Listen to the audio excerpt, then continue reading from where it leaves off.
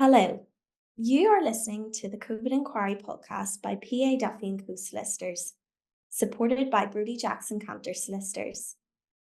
Hosted by Enda McGarrity from PA Duffy & Co Solicitors and Claire McNeilly, Senior Associate from Lanyon Group. The COVID Inquiry podcast will provide commentary, expert insight and opinion on the Module 2C public hearings, which are investigating core decision-making and political governance in Northern Ireland during the pandemic. Each week, Enda and Claire will be joined by guests to discuss evidence from the inquiry. Their interviews will bring listeners up to date with the implications from the Module 2C evidential hearings in a comprehensive and, most importantly, accessible manner. This week, Enda and Claire are joined by Martina Ferguson and Brenda Doherty, joint group leads of Northern Ireland COVID-19 bereaved families for justice, to discuss their thoughts on Module 2C and, most pertinently, what they hope will be achieved. Please note, some listeners may find the contents of this podcast distressing.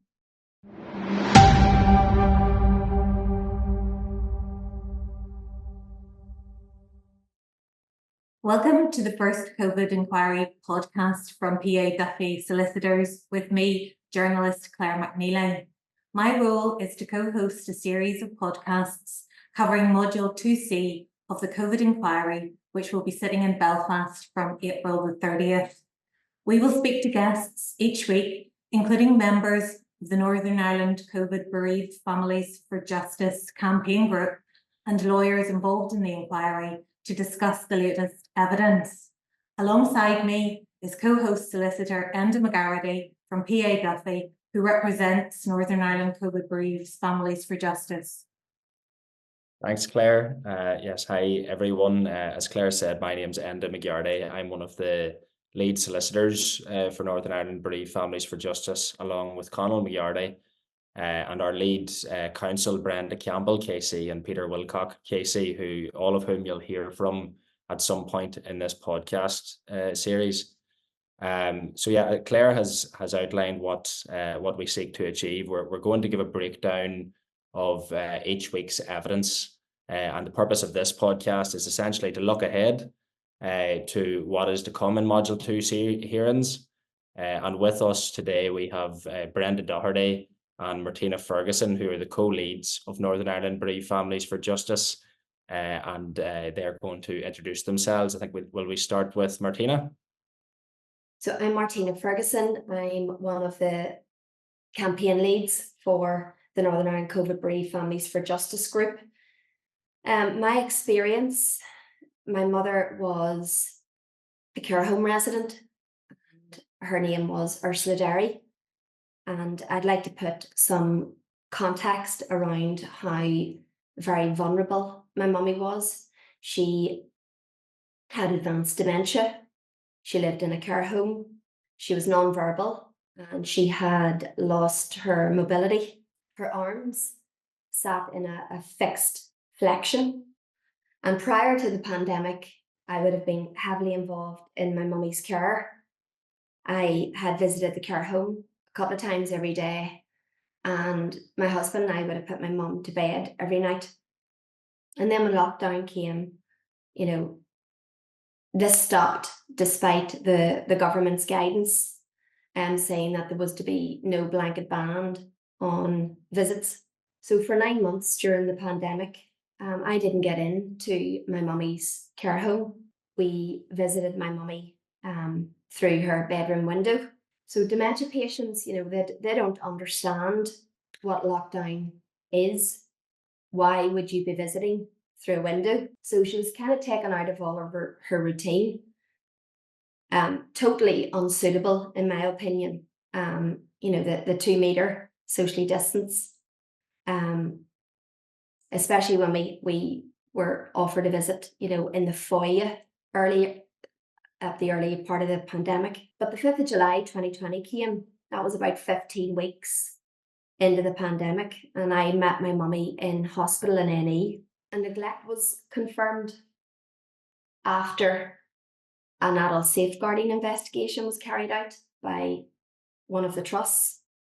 My mum hadn't been washed properly for 15 weeks during the first 15 weeks of the pandemic.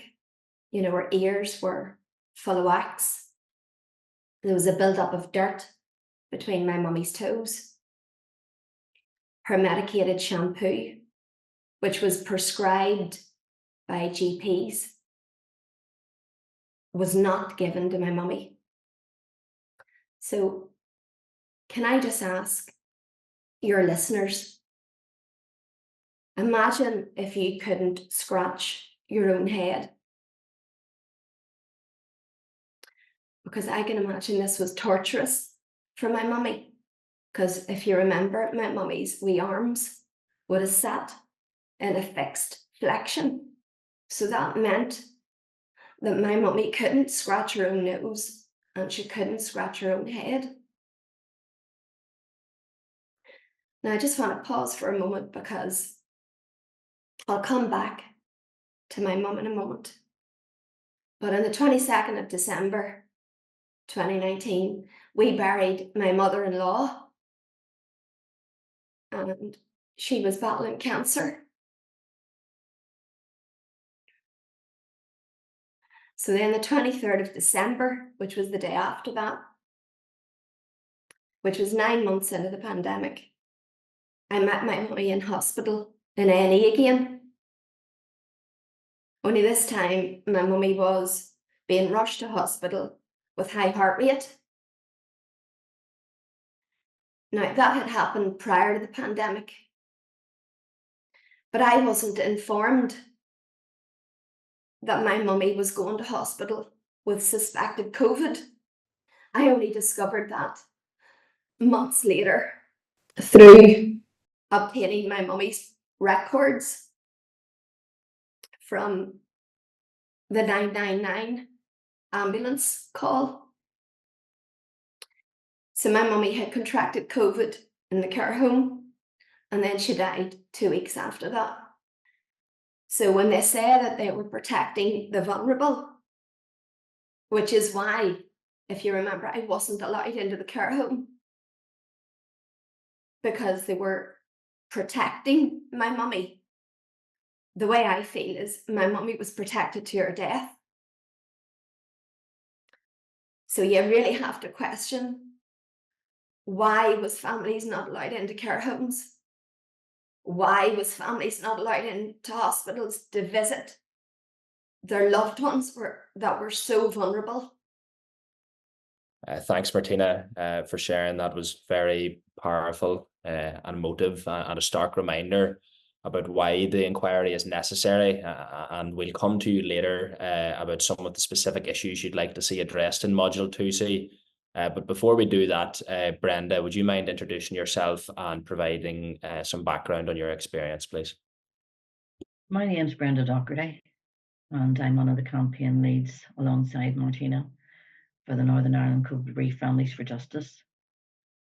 And I think it's very important, before I tell you my experience, just to remember that Martina and I are two daughters who are grieving, and we have taken up this position because we don't want any other families experiencing what we have.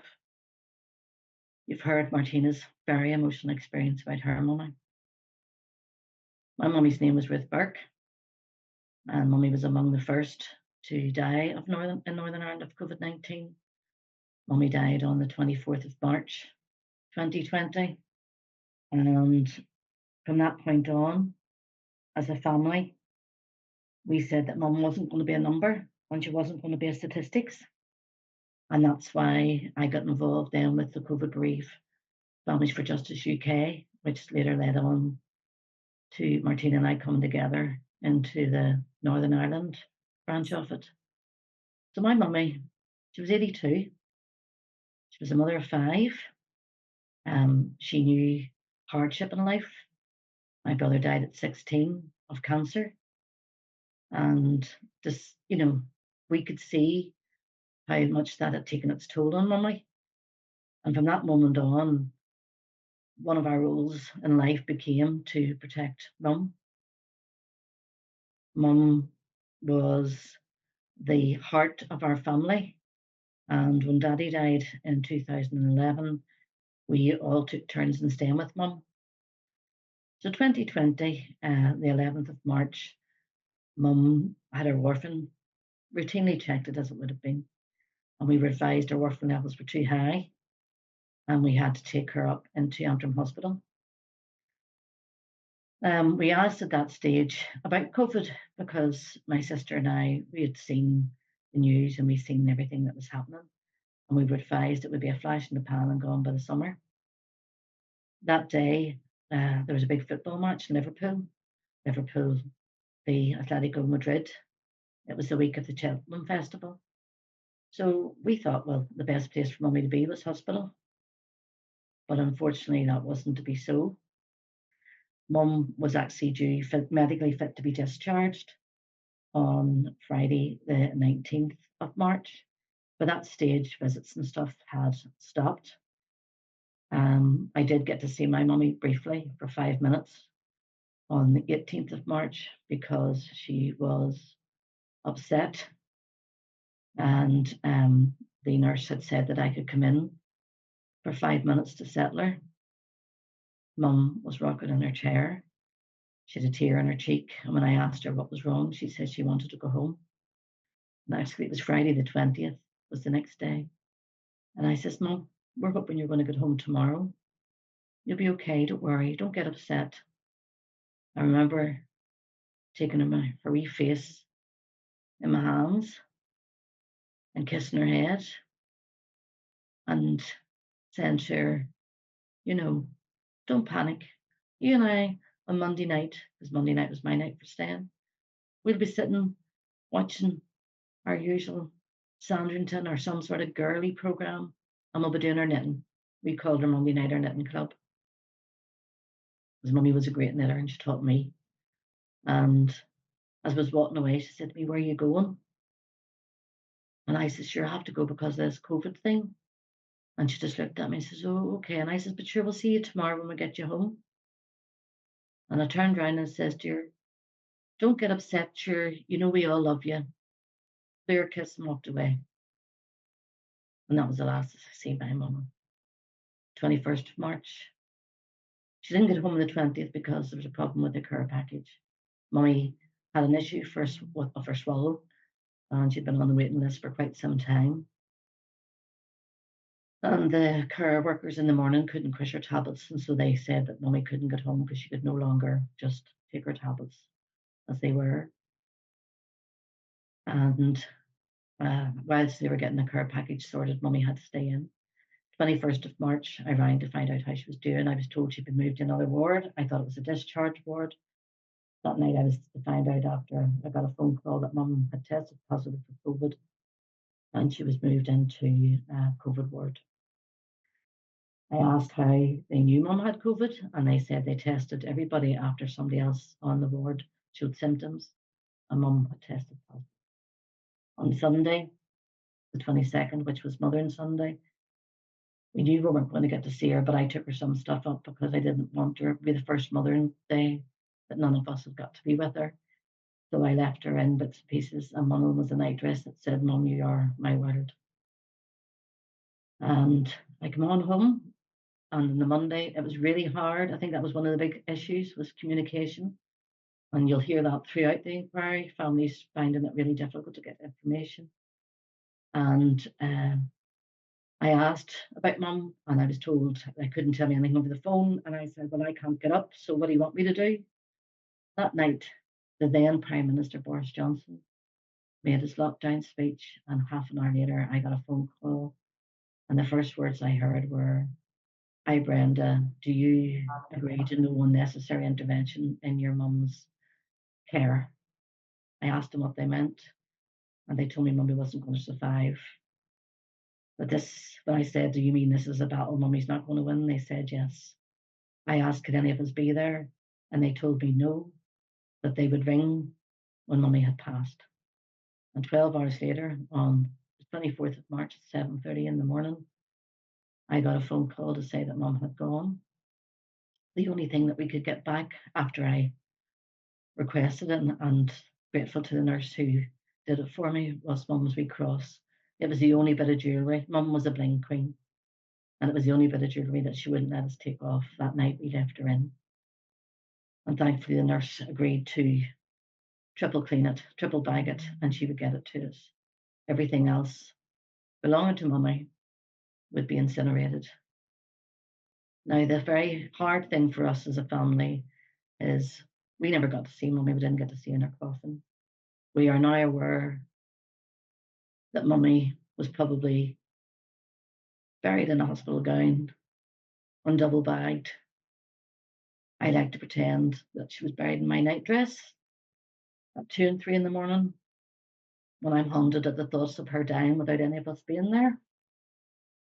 Because Mum wouldn't have understood, even though Mummy was, compos mentis, but she wouldn't have understood why we were stopped from being with her when she was on her deathbed. No bringing Mummy home, no burying her from the house. We met her outside the cemetery gates. We had to walk behind the hearse. My brothers and Mummy's grandsons, my husband, they never got to carry the coffin. There was only my sister and I allowed at the graveside. The other 8 family members had to stand behind red and white tape. I couldn't get to touch the coffin. I was told that we couldn't be at the graveside until Mum was in the hole in the ground. We didn't get a funeral, as most families didn't. At that stage, we got a 10 to 15 minute committal that was timed, and then we were waved when our time was off. We walked our 2 metre distance apart to our own cars, get in and went. And I never, ever want any other family experiencing what we've done. What we had to do. And even though we all know we had to do it, when you talk to any of the families who've lost a loved one during the pandemic, they will tell you that the guilt they carry because they didn't get to be with their loved ones and get to give them a proper send-off. I mean, in Northern Ireland, across the island of Ireland, wakes are a big thing, the celebration of life. There was none of that. We've never had that really for Mum. And she deserved so much more than that. She was our mother. She was a feisty wee woman. She always said it as it was. I am my mother's daughter, and I will say it as it was and as it is. And unfortunately, we are still not ready if we were hit with a pandemic tomorrow. And that's why I'm here. The love of my mum, Ruth Burke. Thank you, Martina and Brenda, for sharing your stories with us. They make for difficult listening, and hopefully you'll get some of the answers to the many questions that remain when the inquiry sits in Belfast from next week. But ahead of that, just to recap, and maybe you could explain the key points of Module 1, which examined the pandemic preparedness and resilience, and Module 2, which focused on the UK government's decision making. Yeah, so before looking ahead to 2C, it's obviously important to look back at what the inquiry has already heard over the course of the past year or so. So Module 1, which took place across June and July 2023, looked at pandemic resilience and preparedness at a UK government level, and it also looked at the devolved nations. So from a Northern Ireland perspective, there were some important witnesses in that module, including Michelle O'Neill, Arlene Foster, Robin Swan, and from a UK government perspective, we had the likes of David Cameron and Matt Hancock. To put it bluntly, there were a litany of failures and errors established in Module 1, and I'll name a few from a Northern Ireland perspective specifically. One of them is that a pandemic such as COVID-19 was entirely predictable. The Northern Ireland health system was in a state of systemic collapse and more generally was unable to deal with a pandemic when it arrived in 2020. Northern Ireland was at least 18 months behind the rest of the UK in pandemic planning. There was a lack of legislation and statutory protection in relation to the Civil Contingencies Act for Northern Ireland. The civil contingencies and pandemic preparedness and risk assessments and exercises were not implemented from Operation Cygnus, which was a simulation of a pandemic which took place in 2016 and really offered a prime, I suppose, preparation tool for the pandemic that was to come, had it been taken seriously and properly implemented thereafter. But unfortunately, that was an opportunity missed. Another key point from Module 1 was that the Chief Scientific Advisor for the Department of Health in Northern Ireland, Professor Ian Young, had not given any scientific advice to the executive prior to the pandemic for a period of 5 years, and the excuse provided was that he had not been asked. So we will hopefully develop on this in Module 2C as well.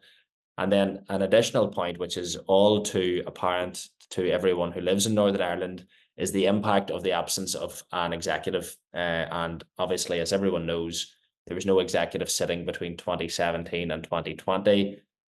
So it's difficult to conceive of a more, I suppose, challenging set of circumstances than coming into government in early January 2020 and being hit with reacting to a pandemic immediately. So it definitely affected Northern Ireland's preparedness and resilience. Moving on to Module 2, which took place in the autumn of 2023, it looked at UK government decision-making, and we heard from all the key players that we all have become very familiar with during the pandemic, including Boris Johnson and Rishi Sunak and Matt Hancock, and some of the scientific advisors as well, including Professor Chris Whitty and Patrick Vallance. So it ran over 9 weeks. It heard from, I think, 76 witnesses. And for anyone who followed it, the evidence really was quite shocking in terms of the chaos and dysfunction within Westminster during the pandemic. Again, there was a focus on the relationship with the devolved nations, and what came out of Module 2 really was that Northern Ireland and the other devolved nations were a problem to be managed, rather than an equal partner who the UK government might seek to consult or be a partner in decision making. So that was one of many failures in Module 2. Others include the delay in what came to be known as Lost February, where the impending pandemic, the evidence was overwhelming in February, but despite this, there was a failure to act at UK government level, which had a knock-on effect in the devolved nations, which we'll come to talk about, and no doubt it'll be examined during the course of Module 2C.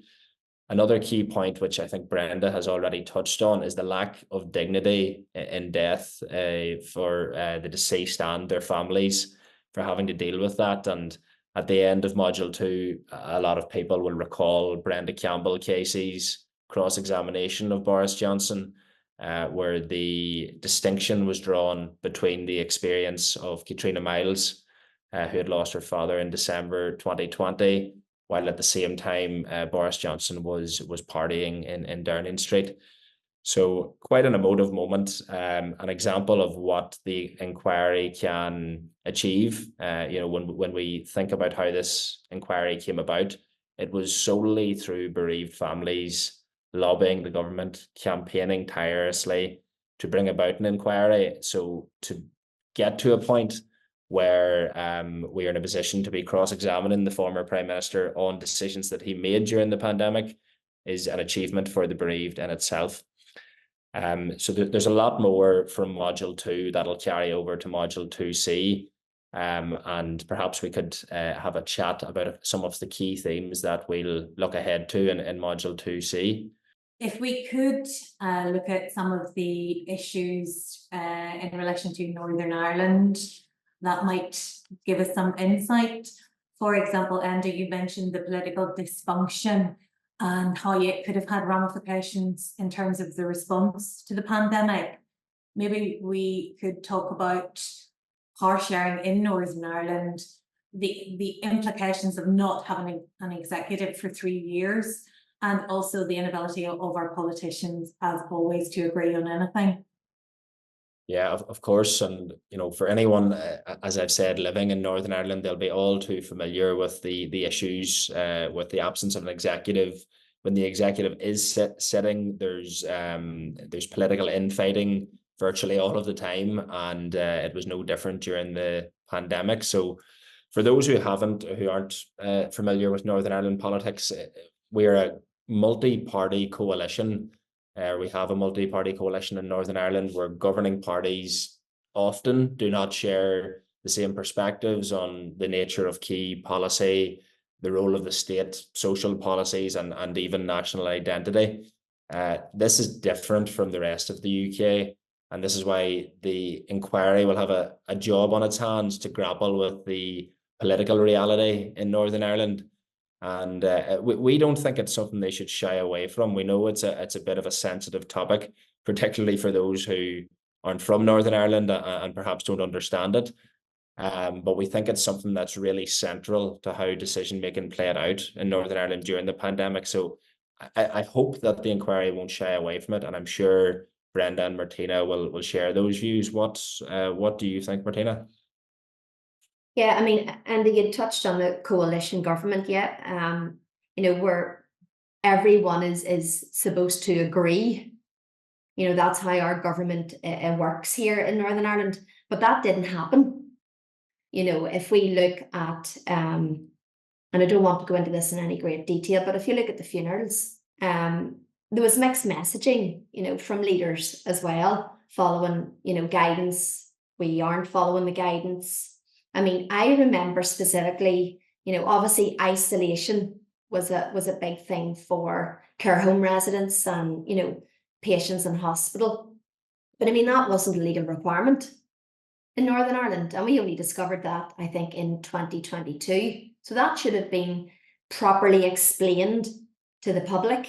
Why did we not have an all-island approach?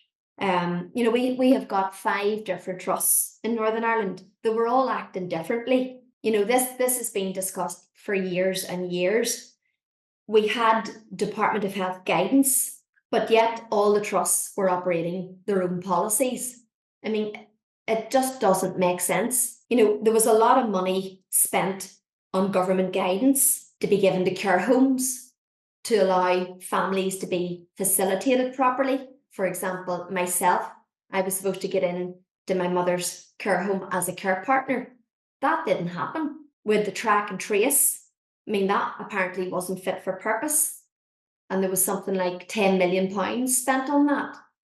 So there are a lot of questions, I'm sure the Northern Ireland public want to ask of this inquiry. We had all of these organisations set up. And it is really sad because when Brenda and I hear, we chat to bereaved families, there's so many organisations set up that were supposed to assist families and help them, but yet families just seem to be going round and round and round in circles. When I look back, I was at my wit's end the first day of the pandemic.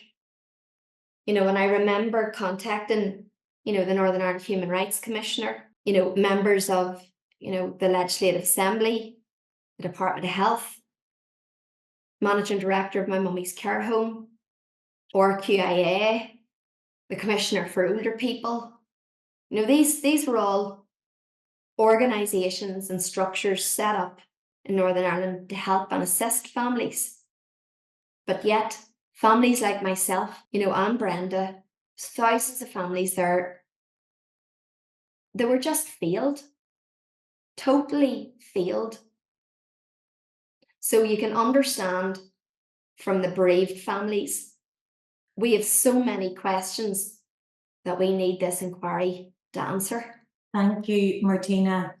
You mentioned there were so many organisations trying to make decisions, some not making decisions, and of course that led in many cases to inaction and caused a huge issue, which was the delayed response to the pandemic. And you spoke about Lost February, which I think we need to look into in a wee bit more depth. And also we had a problem here in Northern Ireland where our ministers were reacting to what was happening in London rather than being proactive. So obviously we lost time there too.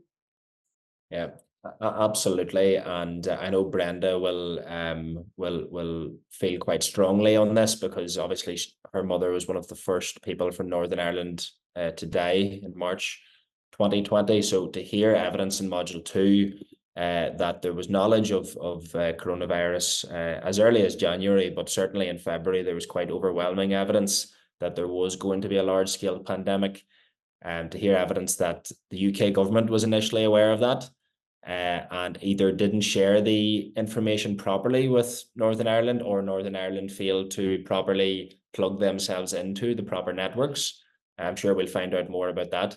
But Brenda, I'd be interested to hear your thoughts on how that felt from a bereaved family perspective. We'll talk about last February, but actually with even more than last February, with last 3 years, because of our dysfunctional government and the fact that one party can stop everything, bring everything to a halt.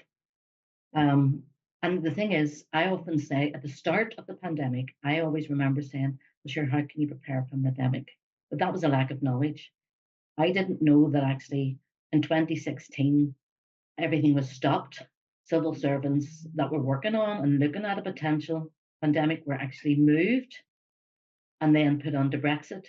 And having given evidence in Module 1, I had to look into different things, looking into our civil contingency plan, which is not fit for purpose whatsoever in any stretch of the imagination, totally and utterly needs changed.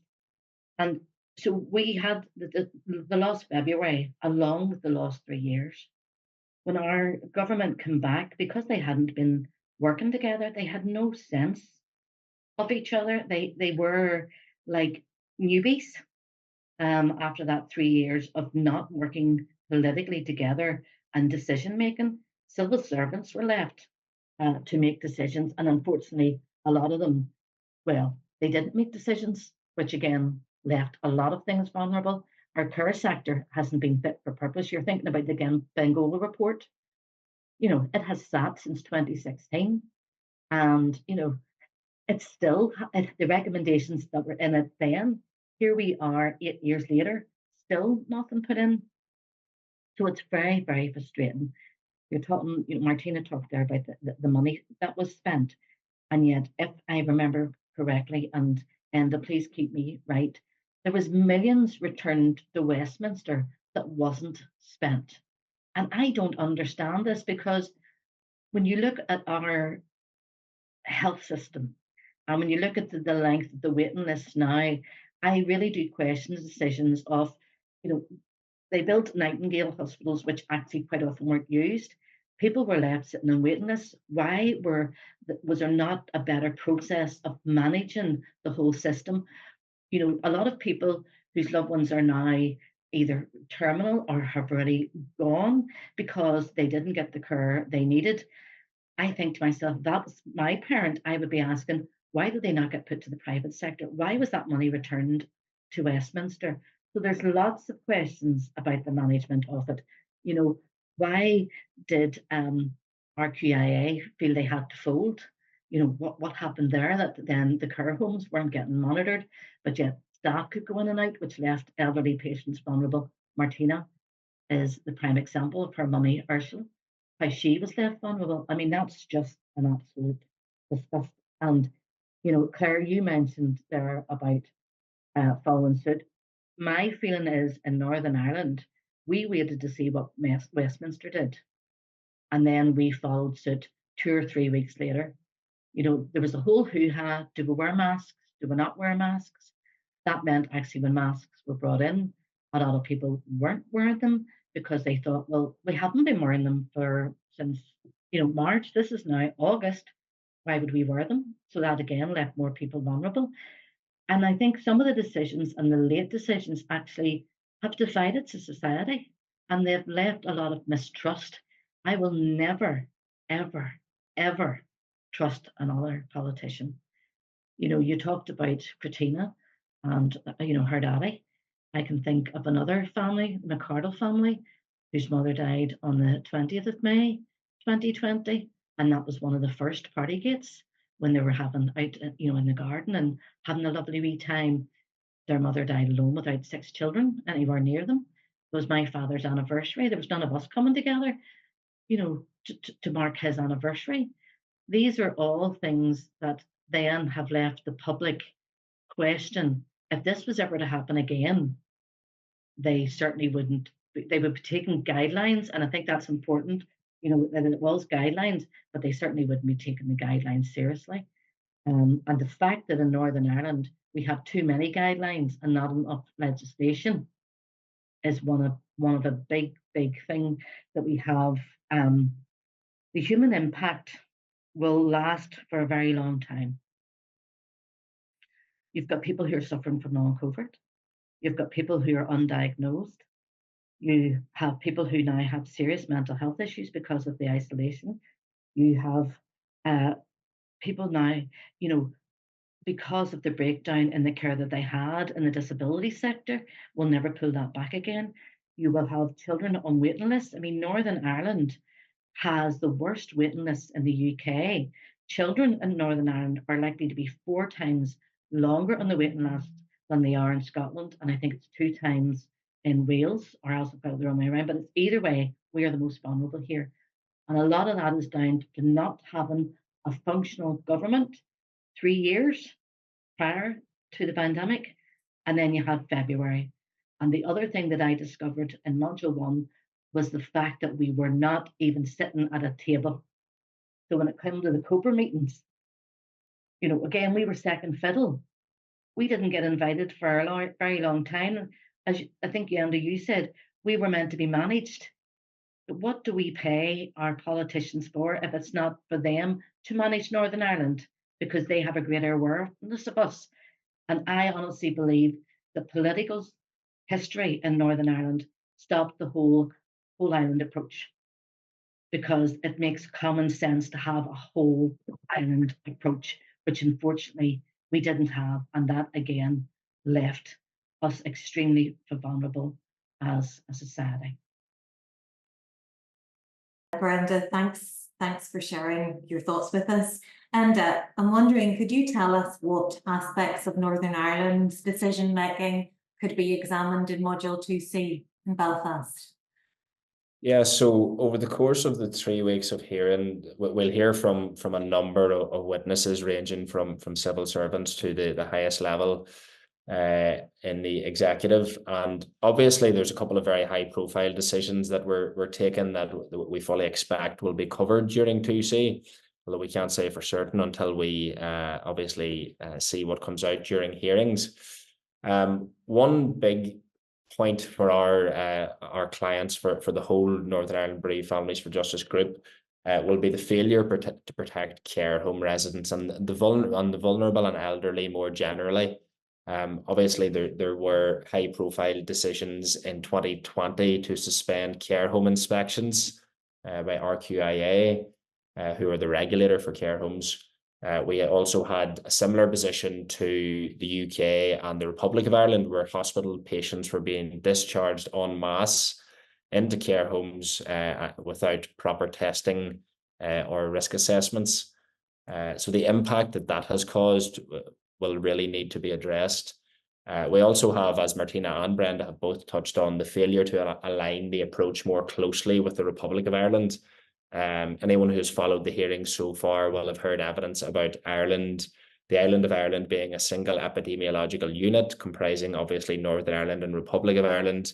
That epidemiological reality is important when it comes to a pandemic and how you respond to a pandemic.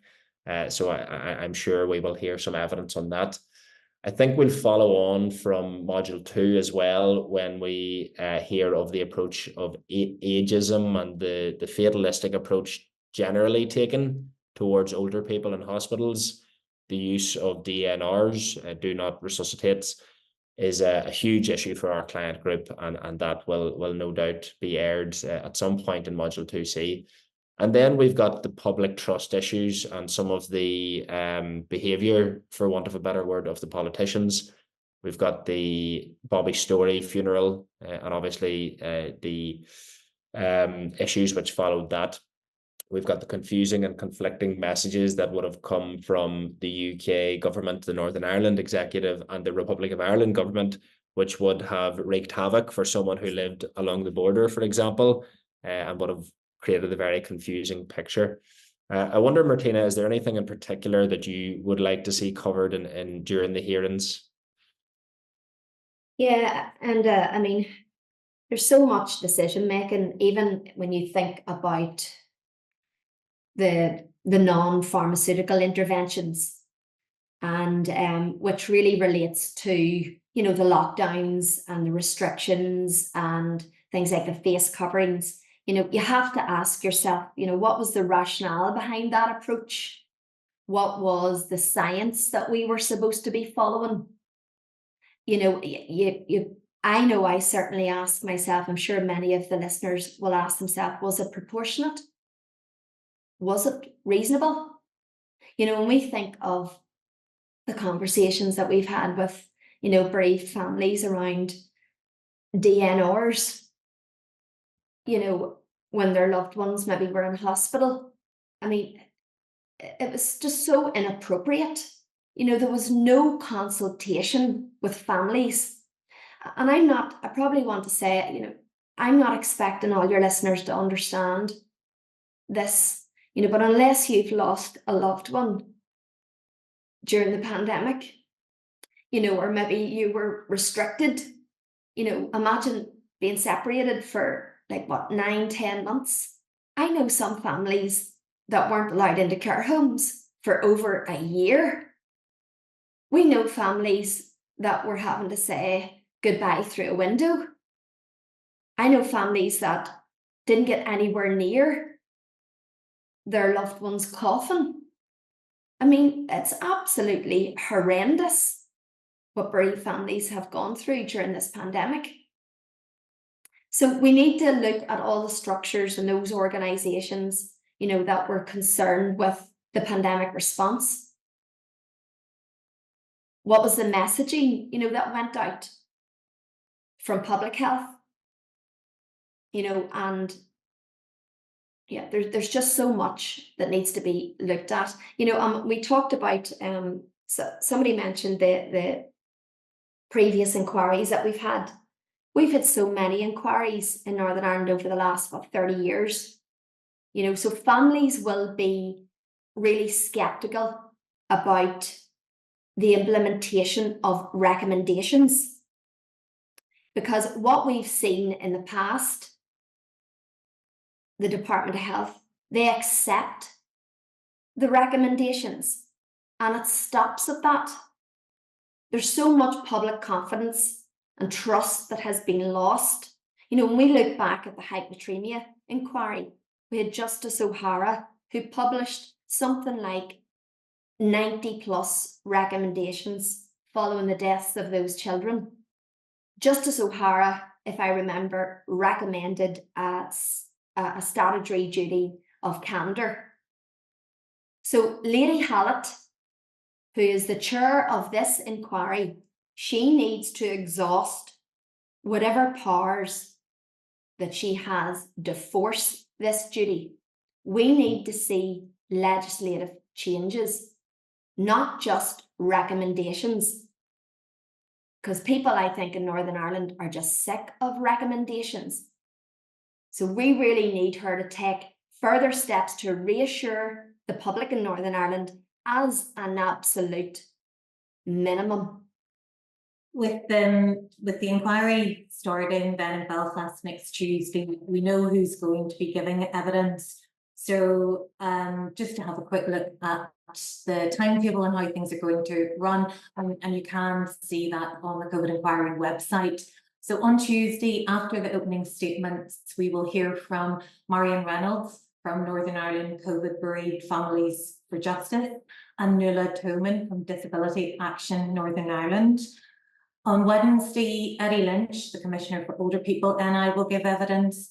So will Jerry Murphy, NI, from the NI Committee of the Irish Congress of Trade Unions, and Sir David Stirling, the former head of the Northern Ireland Civil Service. On Thursday, we have Chris Stewart, a civil servant in the Executive Office, Dr. Joanne McLean, Director of the Public Health Agency, and Jenny Piper, the former interim head of the Northern Ireland Civil Service. And then on Friday, we have Karen Pearson, a civil servant in the Executive Office, and Jane Broudie, current head of the Northern Ireland Civil Service. So, and what will you be expecting from the witnesses, and who should we look out for? Yeah, so week one of the inquiry's timetable is quite civil servant heavy, as you'll see. On Tuesday, the 30th of April, we've got an important day for the bereaved families. Obviously, the opening statements give us an opportunity to set out in general terms the views of the Northern Ireland Bereaved Families for Justice. Brenda Campbell will deliver the opening statement. We get approximately 15 minutes to deliver that statement along with other court participants. So that will be a good summary of what we would like the inquiry to look at for the rest of the 2C hearings. Immediately following that, then we have the Northern Ireland Bereaved Families for Justice witness, Marion Reynolds. Now, as has been the case in previous modules, the Northern Ireland Bereaved families have one witness who give high-level evidence on behalf of the whole group. So they'll talk a little bit about their own experience and then about what the group's motivations and objectives are. Brenda has given evidence in module one before, so perhaps in a bit she'll share her experience and what she thought of it, but she really captured the emotion and the importance of the inquiry in her evidence. So we've no doubt that Marion will follow on from that. We then have Eddie Lynch, Jerry Murphy, David Sterling on the Wednesday. Again, Eddie Lynch was the Commissioner for Older People in Northern Ireland. Some of our members will have attempted to engage with him, and some aren't overly happy with the level of engagement they received. So we'll watch that with interest. The civil servants then, that's interesting from the perspective of the civil service really running the show when the executive were absent for the 3 years before the pandemic. And then also in 2021, we had a 3-month absence where there was no head of the civil service. So in terms of gauging the importance of those witnesses, we'll want to see what the impact was of, firstly, their leadership in the absence of an executive, and secondly, why and what impact the absence of the head of the civil service had for 3 months during a pivotal stage in the pandemic.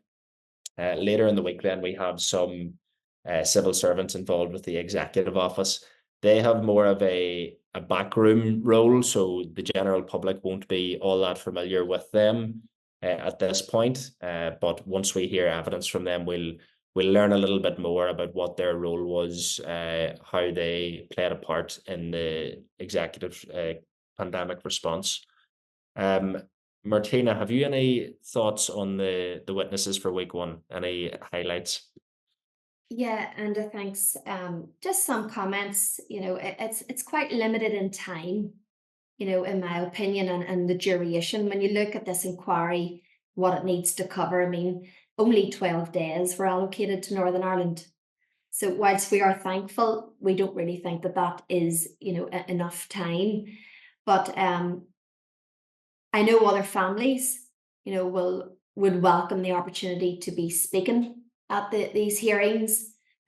So we're obviously working closely with the inquiry to ensure that happens in the future. I personally would have liked to have heard Minister Swan in week one, but that's not the case. And I know, Enda, you touched on Eddie Lynch, the Commissioner for Older People, because I do know lots of families that were in contact with their office. So that will be interesting to hear the evidence from the Commissioner. There was nobody from the trusts. So I know lots of families in our bereaved group would like to have heard from the trusts, the chief executives of all 5 of the trusts, or 6 trusts. So we would really be hoping that will change through time. Marion, yes, Marion's one of the bereaved families. I met Marion during the pandemic, and I think it was October 2020. So we campaigned together for a couple of years. So we wish Marion the best in giving evidence at the inquiry, and I know Marion will represent, the bereaved families very well.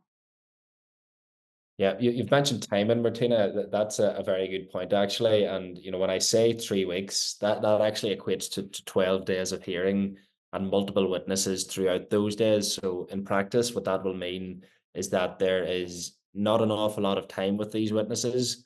So really every second counts. And we've been working hard behind the scenes, sifting through all of the evidence and formulating questions that we want to put to these witnesses.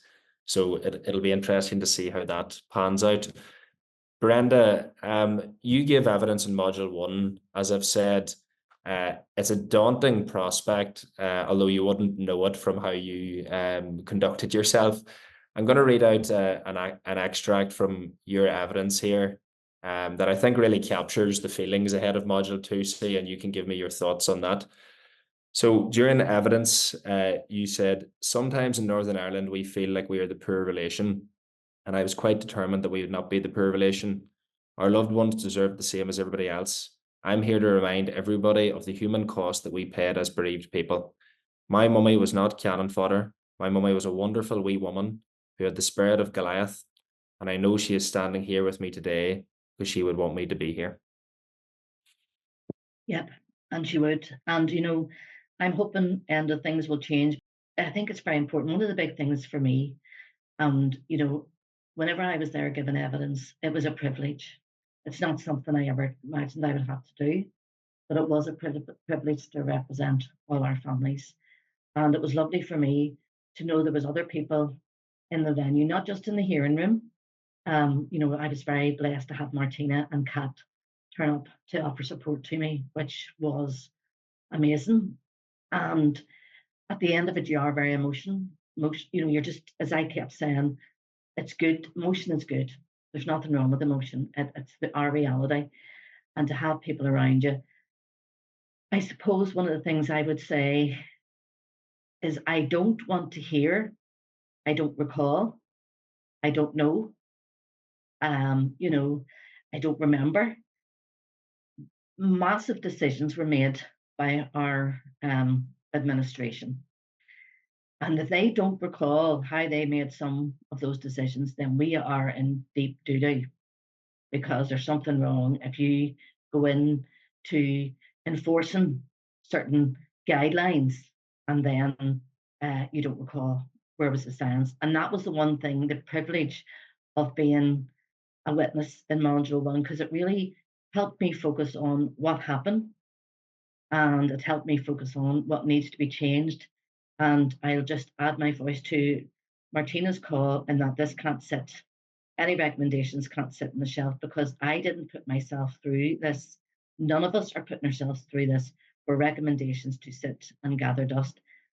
People talk about the cost of the inquiry, and I always say we can't afford not to look and learn lessons, because if we don't do that, then we are going to be in exactly the same position when, not if, when another pandemic comes. I wish Marion all the best. I know that she will be absolutely fantastic, and she too will recognise the privilege that it is to represent families here in Northern Ireland. And we will not be second fiddle. We will not be the last tram, because our loved ones deserve just as much as anybody else within the United Kingdom. So we will be meeting outside the inquiry centre next Tuesday, the 30th of April. Bereaved families will be gathering. If anybody else wants to join us, you're more than welcome. We plan to meet about 9 o'clock. I know the inquiry is kicking off at 10 o'clock. So, it's been a truly unimaginable heartbreak, to get during the pandemic and to get to this stage now. It's been a very difficult time for young people in Northern Ireland and older people. We've a real mix of young and older people in our bereaved group. So, people were feeling lonely during the pandemic. They were abandoned, totally distressed by, the separation from their families, enforced separation. and I remember meeting Minister Swan about 8 weeks into the pandemic outside, and there was about 5 other families there due to the requirements at the time. So we explained to the minister firsthand the issues that we were experiencing, specifically in care homes. So I just hope, like Brenda said, that we don't have our ministers standing up saying, I don't recall. Thank you, Martina and Brenda, for sharing your stories with us. We know it doesn't get any easier to talk about what happened. And thank you, Enda, for your insights. And we look forward to delving deeper into the inquiry as it progresses. The inquiry starts at 10 a.m. next Tuesday, the 30th of April, and we'll be sitting in the Clyden Hotel in Belfast City Centre, and it will run until the 16th of May. Thanks for listening to this instalment of the COVID Inquiry podcast. We hope you found it insightful and interesting. If you did, please rate us on the podcast platform you use and share it with friends and family who may value this type of commentary. We're looking forward to you joining us next week for more expert commentary, opinions, and insight into the COVID Inquiry evidential hearings.